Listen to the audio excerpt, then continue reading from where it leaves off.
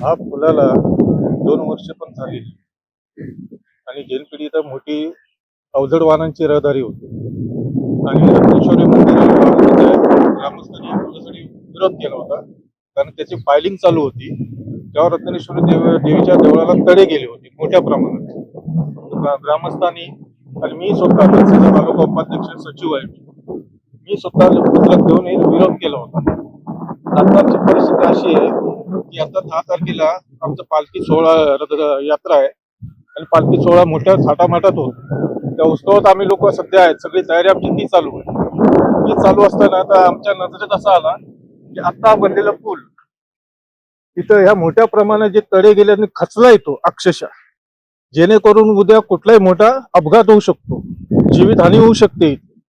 याच्याकडं हे नक्कीच याच्यात मला दिसतंय की काहीतरी मोठा घोटाळा दिसतोय. नक्की यांनी काय बांधकाम केलंय?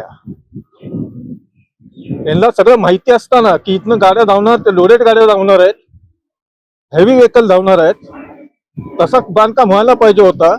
तरी तो न होता आत्ताच एवढी याची परिस्थिती झाली आहे, तर पुढच्या काळात याची परिस्थिती काय होईल?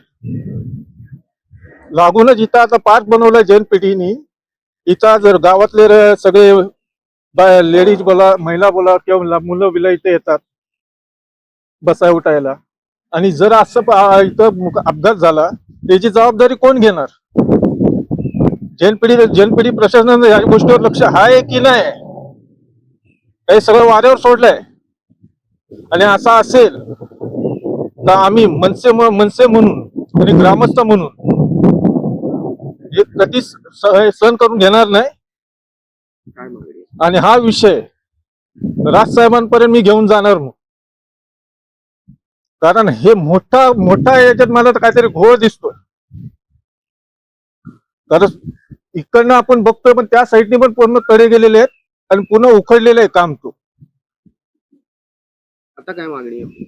माझी मागणी आहे सध्या पूर्ण हे नीट होत नाही तोपर्यंत रहदारी ही वाहतूक आहे ती थांबवावी.